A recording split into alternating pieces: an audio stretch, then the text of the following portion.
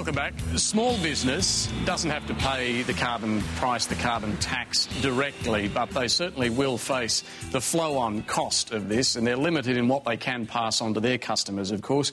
David Eyre from the New South Wales Farmers Association. Farmers, a lot of small business operators out there. Farming, though, has been excluded from this scheme. How worried are they about this, and what actual cost will they face? Yeah.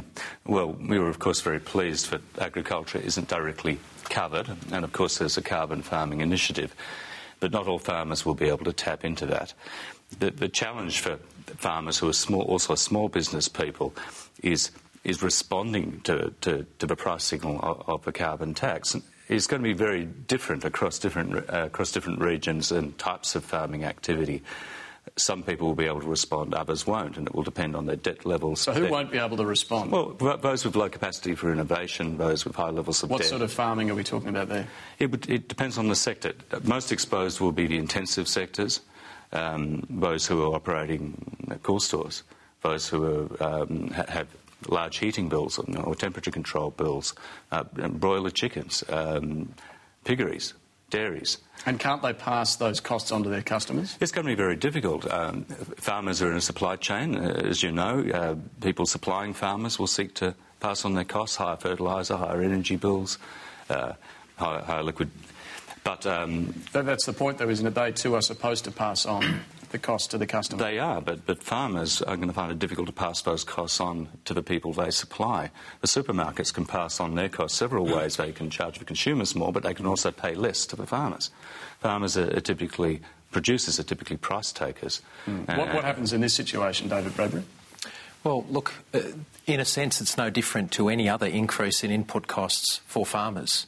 And I think we recognise that the supply chains that are involved here, often there's some very tough negotiations that occur.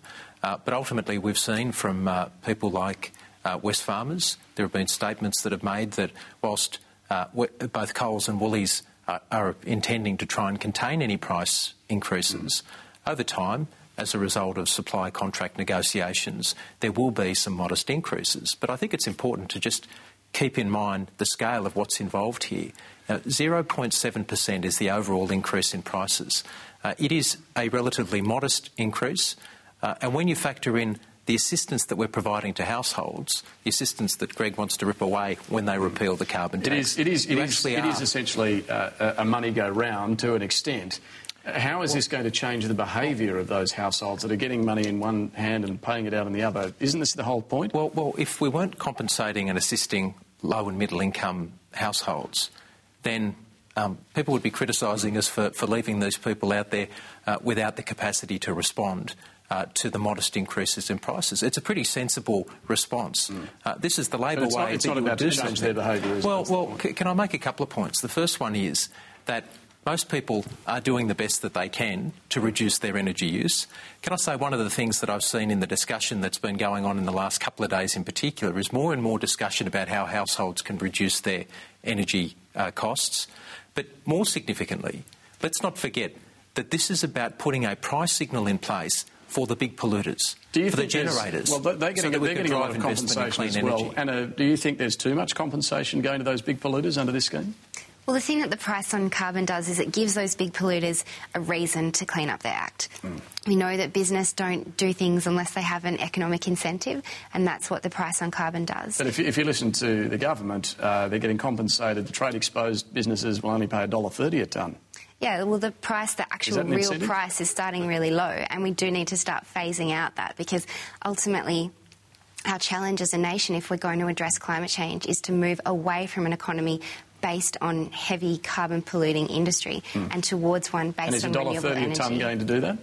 Well, we need to start somewhere, but then we need to move as quickly as possible away from an economy based on coal. All right, well, let's look at whether this is... I think this is a fundamental difference between the approach that's being taken now versus the opposition solution. And I think in all of this, there's a fundamental lack of attention on how much the opposition solution would actually cost.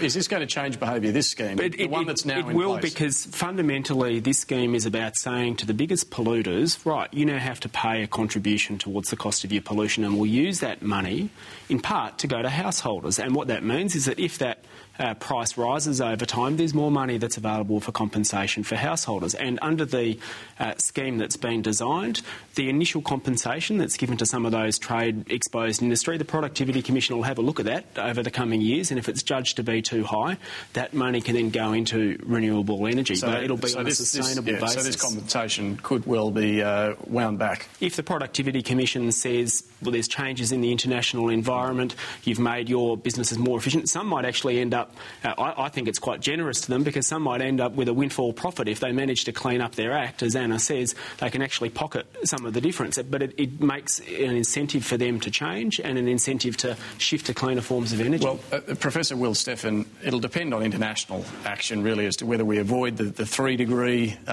global warming that you pointed to earlier. But we can look at whether this is going to achieve what Australia's set down as a target, and it is a bipartisan target, reducing emissions by 5% by 2020. Is this scheme robust enough to do that? Well, there are two things that scientists look at. One is the initial target for 2020, and the opposition and the government agree on that. And I think if I'm quoting you right, Greg, whatever that target is, that will be the same for both sides of politics. So we have agreement on that. The second thing is, are we doing enough to change investment patterns this decade? Are we doing enough to change behaviours this decade in the ways that Adam and others have described? This is a long-term process. John said it beautifully. We need to look towards 2050, 2060, and to look towards a decarbonised economy by then. But to do that this decade, you've got to make the right investment decisions, because that infrastructure will be in place for a long time. So as scientists, when we actually calculate the sums of where we got to get emissions, you look around the world and say, who's actually taking the action, like the Europeans, increasingly like the Chinese, who are investing in new and different types of technology. Well, that's the critical thing we have to do this decade. John?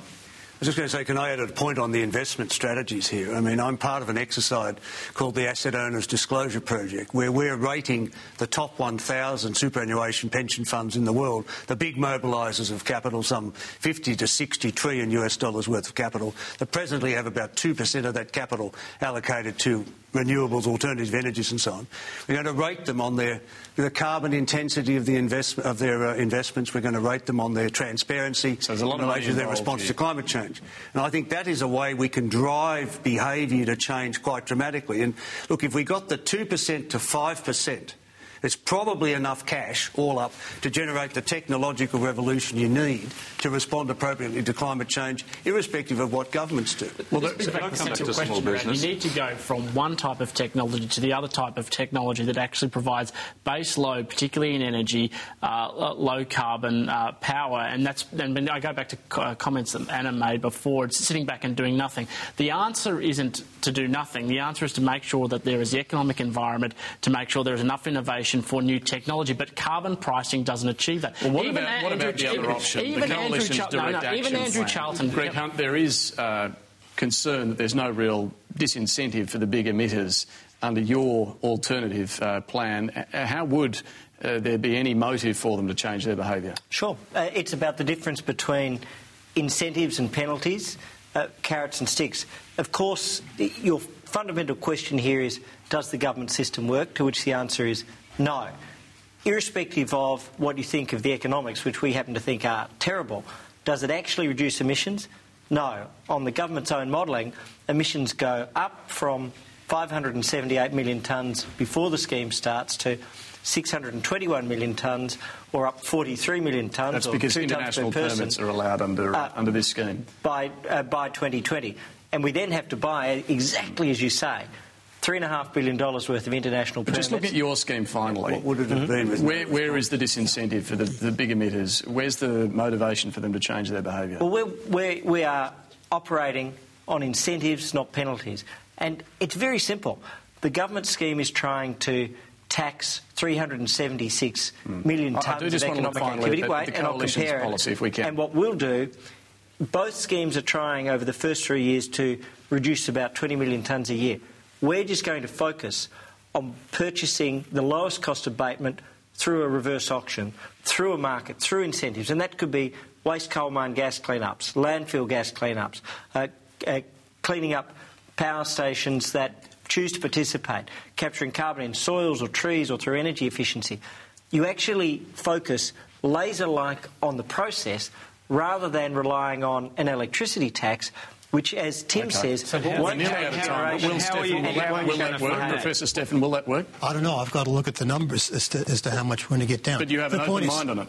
Yeah, look, scientists really don't care about how you do this. The point is, to achieve the result we need to achieve, we have to start bending those curves this decade. Okay.